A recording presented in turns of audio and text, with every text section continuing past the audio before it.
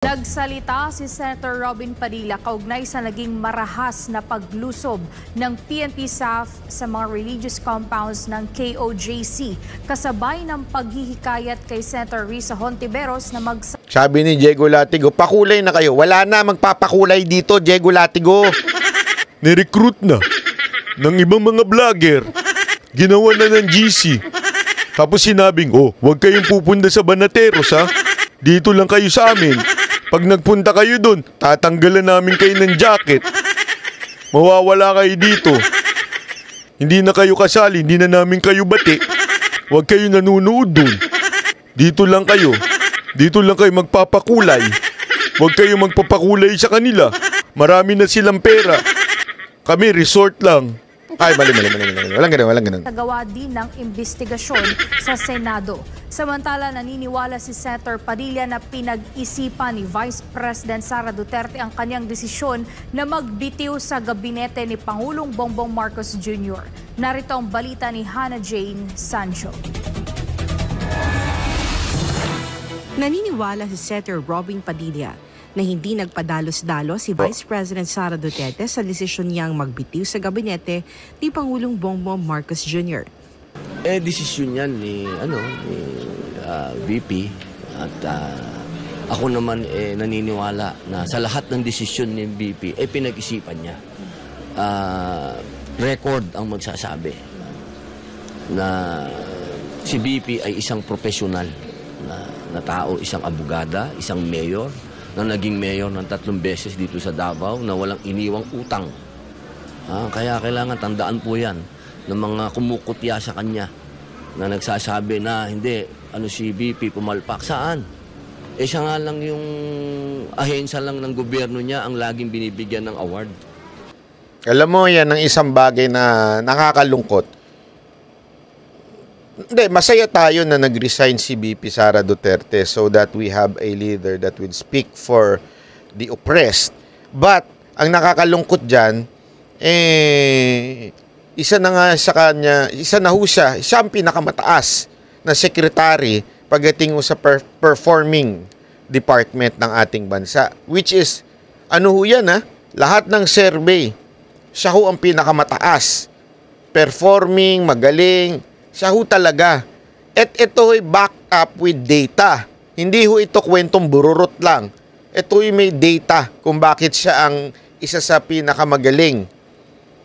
Isipin nyo hindi pala isa sa pinakamagaling na department head. Diba? Nakakalungkot. Kasi, alam mo, iniisip din naman natin yung bansa natin. Iniisip din naman natin na hindi lang sa politika na meron na tayong magsasalita para sa atin, hindi lang naman po yun. Iniisip natin siyempre yung kawalan ng mga estudyante, kawalan ng mga guro, di ba? Sino kaya ipapalit dyan? Naku, baka sigurado ako pag pinalit. Baka si Palit Ulo ipalit dyan? Kilala nyo si Palit Ulo? Yung gumawa ng video tong sa UN, tas mali-mali yung description niya ng Palit Ulo. Sakit sa bangs to. Pag yun ang nanalo, pag yun ang inilagay, para tayong lutang nun. O baka naman ang ilagay yung mga komunista. Leader ng edukasyon, mga komunista. Patay tayo dyan. No? Na talagang nagtatrabaho. Ani Padilla, makatutulong kay Pangulong Marcos Jr. ang desisyon ni VP Sara upang hindi na ito mahirapan pang manimbang. Itong desisyon ni VP, desisyon niya yan para yung ating Pangulo, hindi na siya manimbang. Kumbaga, binibigyan niya ng kalayaan yung ating Pangulo na lumakad ng walang tinitimbang. Ako, ang ganda-ganda ng example na ginawa ni VP. Sinacrifice niya yung kanyang oposisyon para magkaroon ng katahimikan. At siya naman, magawa din niya yung kanyang trabaho bilang VP. Ang linaw naman ng kanyang sulat, diba? Gagampanan niya yung kanyang pagiging Vice Presidente. Kaya ako'y hanga talaga kay Ma'am Sara. At ako naman, biglang, siyempre, alam naman ng lahat. Ako ay dala niya sa unity. So kung saan si Sara, doon ako. Yun, palakpakan. Kung saan si Sara, doon ako. Oh, ha? Oh, ha? Oh, ha? Oh. Hindi, kayo. Kung saan ba si... Hindi ko na mabanggit yung pangalan. Hayop ka. J. Guevara. Muntikan ko na mabanggit yung pangalan. Kaya nga, paulit-ulit natin sinasabi, ang bida dito mga Duterte. Ha? Yung mga Duterte ang bida dito. Hindi kung asan si vlogger na ganito, doon ako. Ako nandun si ano. Grabe ka naman, J. Guevara. Hindi ko na nga binanggit. Bawal yan, Robin. Dapat kung saan si Vivian, doon ka.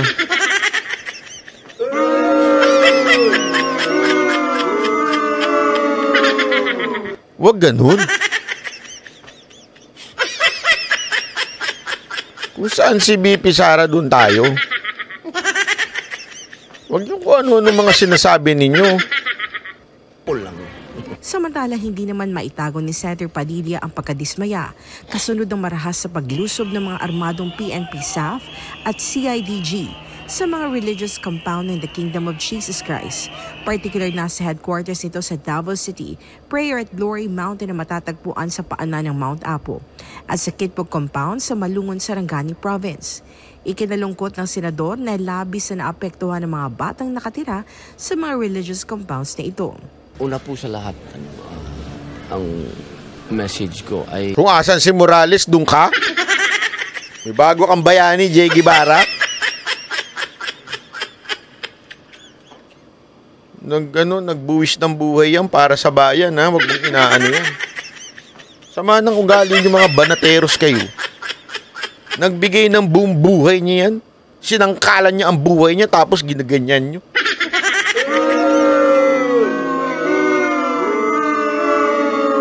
Hindi tama yan. Ang sinasabi ninyo. Ano kayo? Ha? Ang binigay nila ang buhay nila para sa bayan na to, tapos ganyan gaganyan ninyo, mga banateros kayo.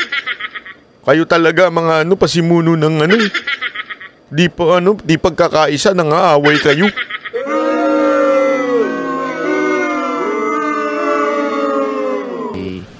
Yung mga bata kasi, tandaan po ninyo, ang sabi ng mga expert, ang parang sponge ang utak ng bata. Pagka nakakita sila ng mga ganyang bagay, dadalhin nila yan. Pag dinala nila yan, medyo malungkot kasi sa psychology, parang yung tagapagligtas natin, yung tagapagtanggol natin, yung mga inaasahan natin, na civilian, yung kanilang item na gobyerno, civilian yan ang pulis. Hinikayat naman ni Senator Padilla si Senator Risa Ontiveros sa Alam mo, tama yung sinabi niyang yun eh. Alam niyo ba, may namatay pa nga na IP dahil sa ginawa nilang yan. Mamaya ibabalita natin yan. Actually, nakita ko lang yan. Napanood ko sa... Kasi hindi lang pala talaga yung KOJC yung pinuntahan. May mga lugar pa silang ibang pinuntahan na di baril talaga na pambabastos. Meron nga daw isang IP matanda parang inatake sa puso or something. Tapos yung mga bata talagang na-trauma dahil sa isipin nyo, madilim, 'di ba? Ito'y alas 3:45 nagsimula yung pagpasok nila. Tapos mga dibaril. Kung kayo yun, tas puro kayo bata, bigla kayong pasukin ng ganun. Ano mararamdaman ninyo? Nang walang pasingtabi na, ito, meron kaming warrant. Huli na dumating yung warrant eh. Yung mga arresting officer o yung mga huli na. So, inuna muna yung, tapos ito yun nga ang definition ng, pinakita rin naman, yung definition ng iba doon, hindi man lang nagpakilala kung sino sila, ano ba sila, basta nakamask lang, tapos di baril. Parang isipin nyo yung trauma sa bata noon. Di ba? may mga bata dyan tas biglang traumatic yun pasukin ng ganyan. I-try nyo kaya yun. Try ko kaya sa mga anak niyo. Magtakip kami ng mukha tapos may mga daladala kaming ice cream. Ay, mali. Di ba isipin mo kung may daladala kang kahit nga lang palakol Ano mararamdaman mo nun? Tapos wala pa kayong mga nameplate. Talaga nga namang nakaka-stress yun. Sigahan sa Senado ang paglusob ng mga religious compound. Nung kita mo, wala mga nameplate yan. Wala man lang sila Wala talagang mga nakasulat kung ano yung nila. Ng KOJC na nagdulot ng matinding pagkabalisa at trauma sa mga bata, maging ang mga kababaihan ay dumanas din ng karahasan sa kamay ng mga armadong otoridad. Alam mo kung bakit? Hindi kasi, yung iba, kasama ng mga ugali, lalo na yung mga bangag vloggers, hindi kasi nila nakita yung mga tao dyan. We were there, remember, nung kanilang birthday ni Pastor Kibuloy na wala siya, tapos nandun yung mga kabataan. Alam mo yung ambience nila, sobrang sobrang cheerful yung mga bata, hindi ka makakakita ng, kasi di ba usually pag mga bata, yung mga school, pag pumunta ka sa mga school na mga elementary and high school, meron dyan yung mga bully, meron dyan yung mga loko-loko, may mga pag-gangster dyan, walang ganun dun. Walang parang magsisimbang gabi dun. Di ba kasi pupunta ka ng simbang gabi. Hindi ko naman yung hindi ko sinasabing masama ang ginagawa niyo simbang gabi. Pero hindi ganoon ang mga itsura ng mga kabataan doon. Yung parang mga salawal Basta, alam niyo na yung tinutukoy ko ng mga itsura ng mga nagsisimbang gabi. Yung simbang gabi starter pack. Hindi ganoon ang mga itsura ng mga kabataan dyan. Nakita nyo naman sa video namin yun di ba? Yung outfit check, hindi ganoon. Walang ganun. Yung mga kabataan dyan, yung mga inosente. Kaya nga tuwan-tuwa dyan si J.G. Barro.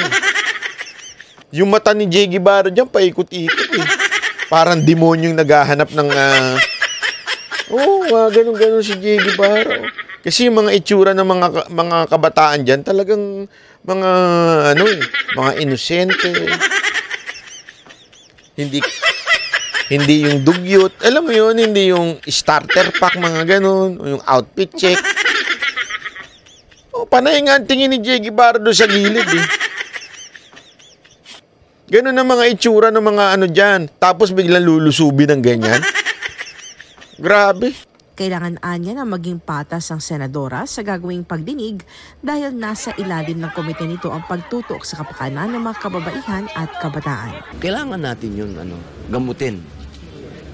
Kailangan yan harapin. Hindi lang para sa akin, hindi lang yung approach ng kung illegal ba o tama ba yung nangyaring raid, kundi pati yung epekto nun. Dapat yan siguro tingnan din ng committee ni Ma'am Risa. Senator, huwag kayong umasa kay Risa. Alam nyo naman yun. Ang pinagtatanggol lang mga kapwa nila mga akbayan. Mga makakaliwa lang pinagtatanggol nun. Pagka yung mga ganyan wala na yan. Wala na siyang pakialam dyan. Dahil committee niya yan Women and Children, Naku, umasa pa kayo dyan, sir. Delicate siya. Napili lang yung pinagtatanggol niyan So dapat tingnan din niya yan para balance tayo. Kasi may naging epekto talaga. Kasi wala naman pinipili ang batas. Dapat fair tayo. Dito sa nangyaring to, malinaw na mayroong mga biktimang bata. At makikita lang natin, yung mga batang yan, makikita lamang nila at magkakaroon lang naman masasabi nating therapy kung makikita nila na ang taong bayan, ang mga senador, pinaglalaban din sila. Kailangan maramdaman din sila ng mga batang ito. Alam mo kung bakit sinasabi ni Senator Robin yan? Kasi, yun nga yung sabit dun Hinahanap nila, gusto nilang ihulihin si Pastor Kibuloy. Wala naman dyan si Pastor Kibuloy. Ilang beses na nilang binalikan dyan. Hindi naman nila makita dyan si Pastor Kibuloy.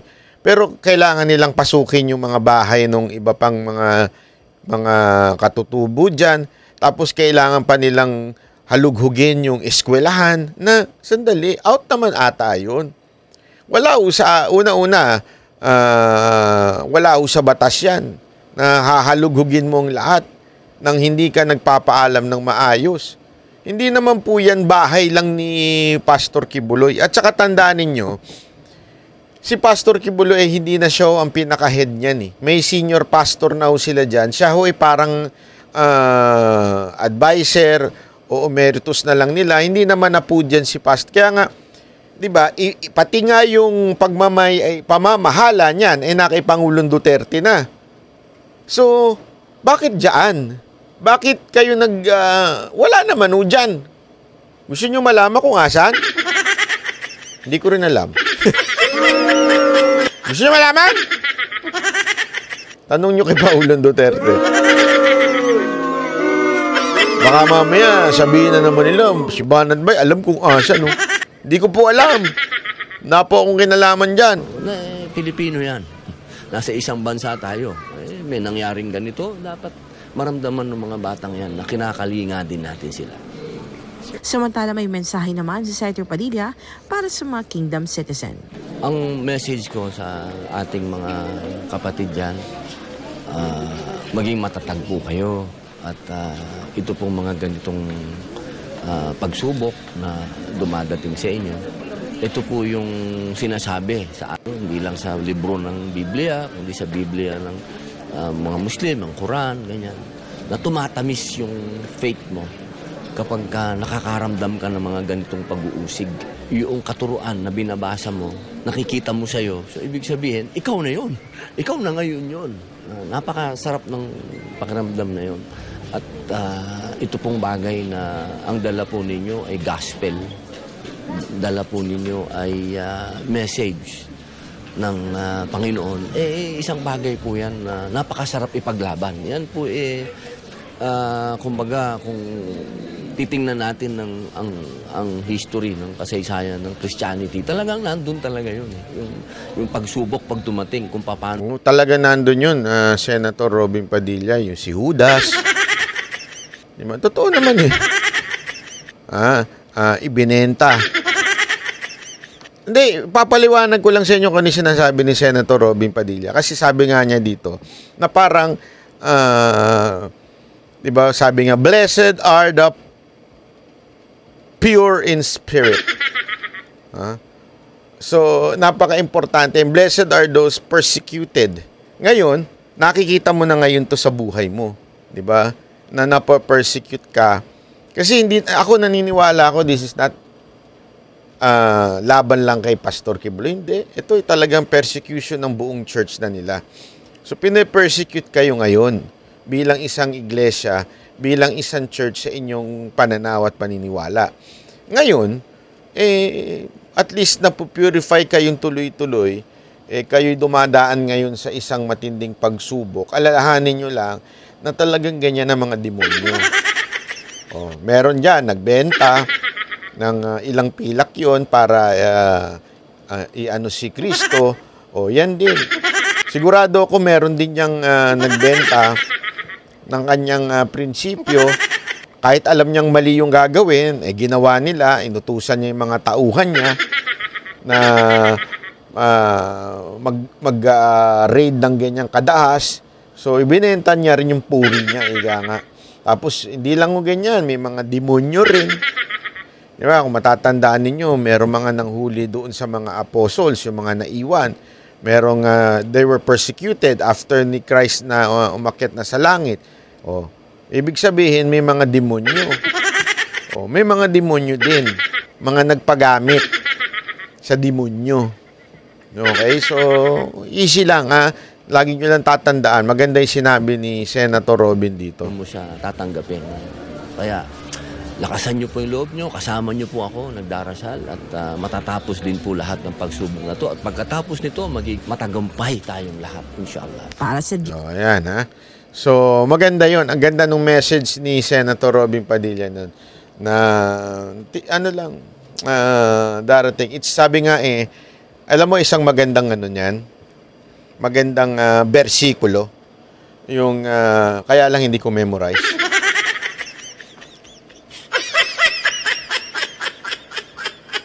I-google nyo na lang, ha?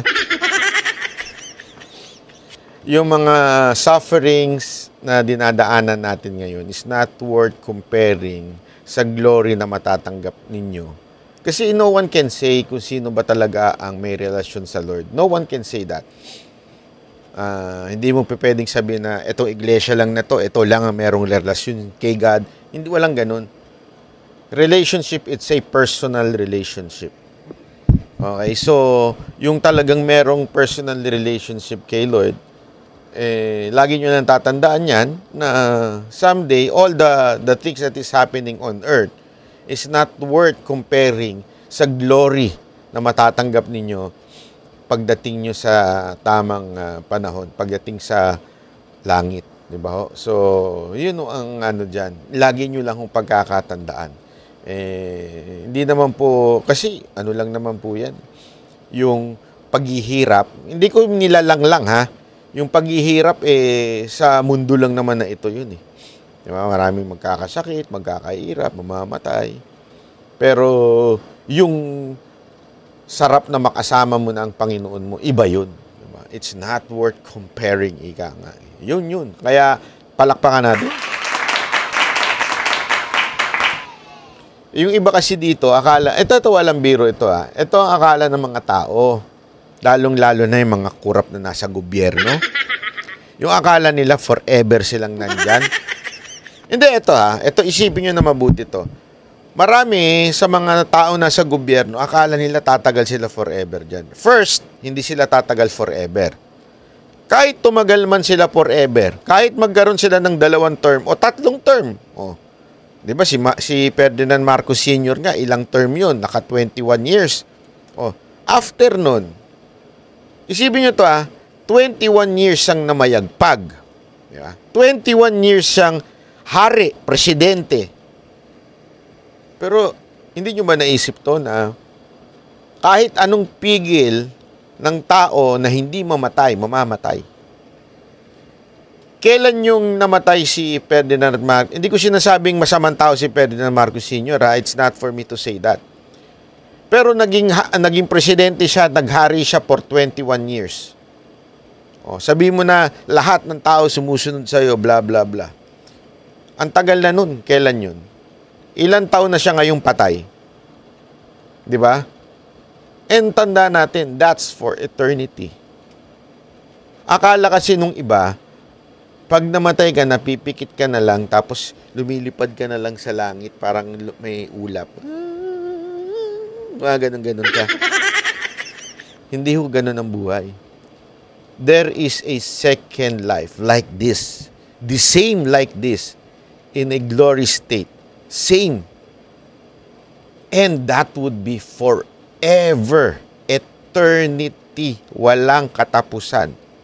Where would you spend that? Doon sa dagat-dagatang apoy? Hindi, isipin nyo na mabuti yun, ha? Dagat-dagatang apoy na pinapahirapan ka ng mga demonyo. Bakit? Sinunod mo sila nung nasa lupa, eh.